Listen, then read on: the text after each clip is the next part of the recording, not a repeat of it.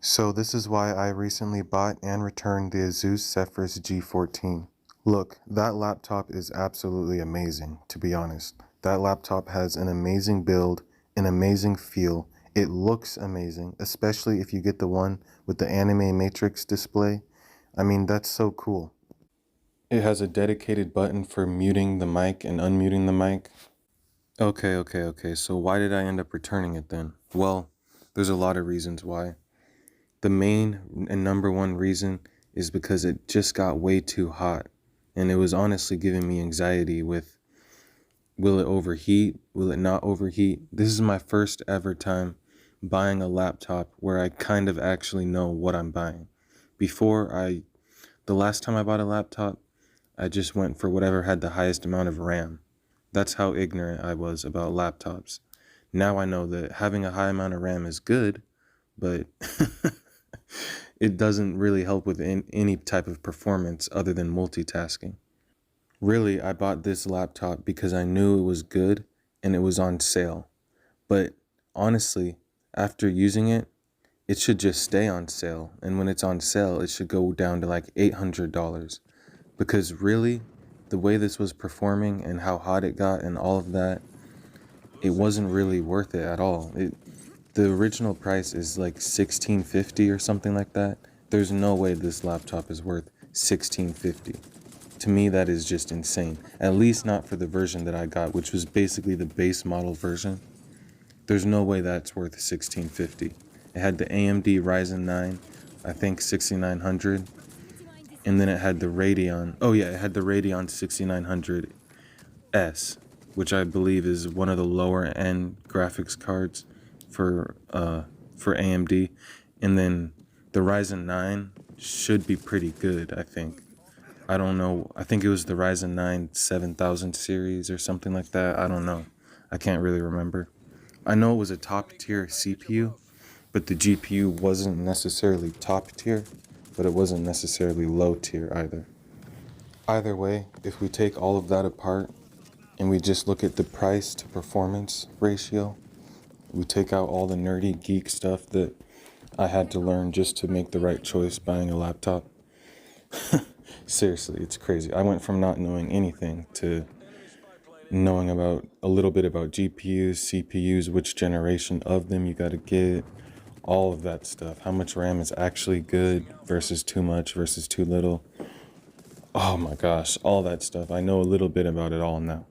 But for someone who knows nothing about laptops and is just looking at the price and thinks, oh, well, this one's really expensive. It looks good. It feels good on this demo unit. Okay, that has to be a good one. And then they buy it. And then it is okay, especially since they don't know what they're talking about. Maybe it's their first or second laptop ever. They think, oh, wow, this is really good. But really, you can get something a lot better for $1,600 or just go up a little more in price and get something way better. It's crazy. Laptop prices are weird and crazy. This one is not worth $1,650 unless you find it on sale like I did for $1,100. Then it's worth it. Okay, so then why did I return it if I got it for $1,100 and that should be an okay price for it? Because like I said, the performance wasn't what I was expecting. So let me tell you what the performance was. I started playing Spider-Man Miles Morales, which is an amazing game, and it looks beautiful on that laptop. So when I put all the settings on high, everything on high, and I was in the middle of a very GPU intensive task, like fighting a lot of villains on the city skyline or whatever, the FPS would go from like 70 FPS and just jump down to like 40 FPS and then jump down to 30 sometimes, and then it would bounce between like 40 FPS and 60 FPS, and there's just no consistency. It would just keep bouncing back and forth, back and forth, back and forth. And this exact same thing would happen even worse when I would try to record with it, and the recordings looked really bad as well. So I'm not really that much of a geek. I don't really actually care about FPS. To me, 40 FPS is good enough for me to bear with. I don't like it, but it's good enough for me to bear with, 40. And then like, I don't really care if it's past 120. Like, I'll be very happy with 120. For me, my sweet spot is probably around 80 FPS to 120 FPS. That's all that's my sweet spot. That's what I want. That's what I want every game to probably run at. That's really good. Probably really 70 to 100 FPS is probably satisfactory. But this thing would deliver that sometimes. It would never got past 100 FPS unless I was playing like Forza Horizon. And even then, if I put everything on high, it would drop down to like 40 FPS. And so, like I just said, I'm okay with that. But I just bought this laptop. It actually was the 2022 version. It just came out. Is that a good sign for future proofing? To me, no, it's not. That tells me, and I am ignorant, but that tells me this laptop is not going to age very well at all. So I ended up returning it for that reason. I wish I kept some of the recordings I made on it, but I was working like 60 hours that week, the week I bought it. I knew I only had 2 weeks to buy it. For some reason, I thought the 2 weeks was almost up, but when I went to return it, I realized it was nowhere near almost up. But I had played on the laptop enough to know that it's not what I want performance-wise. So on Forza Horizon, with everything on high, I would get about 40 FPS. If I cut down on the graphics a little bit, it doesn't help that much. It would go up to maybe 70 FPS with everything back down on low. Whatever. That's not, I mean, that's weird, honestly, to me. You would expect it to shoot up to 120 FPS, which, by the way, is the screen's refresh rate, 120. So then I would go to play Call of Duty.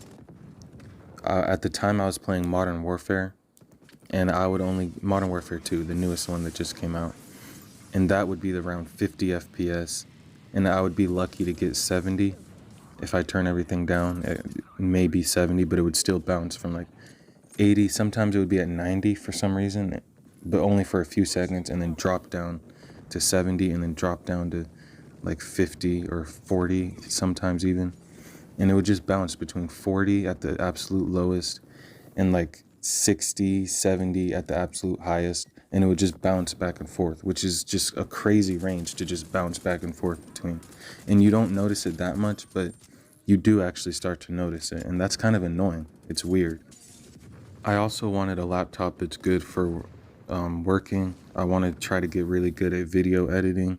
I want to try to get good at maybe doing graphics, graphic design, all of that stuff that I know you need a good GPU for.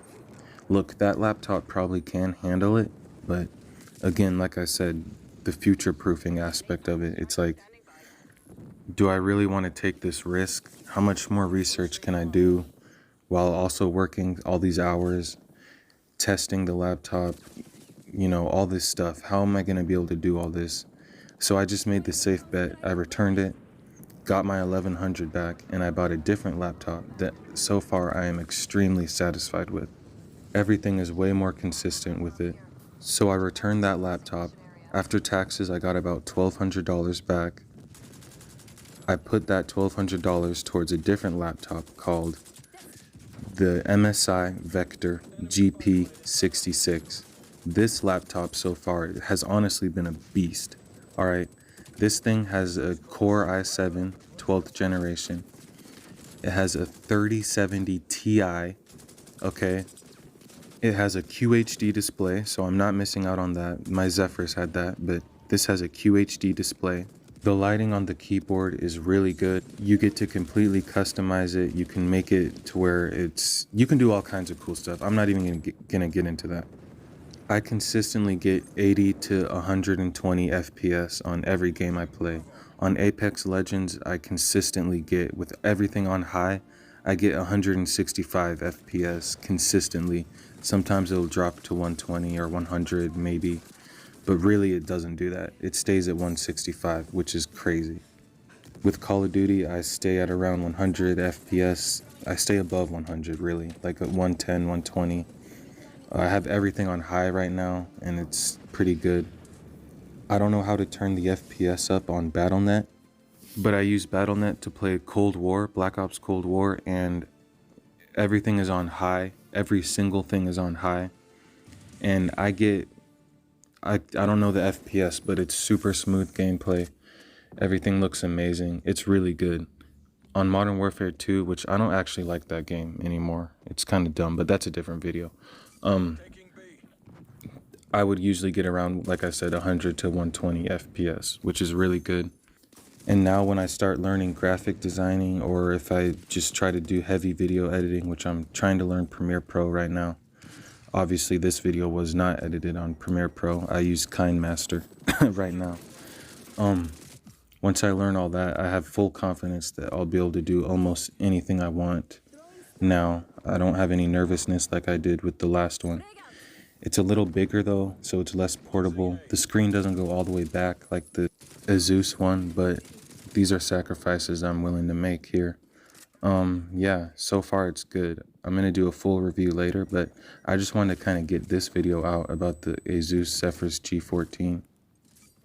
And I know some other people were feeling similarly to how I felt about it, so I really want to know other people's thoughts in the comments. So please do that. Please like and subscribe. Thank you.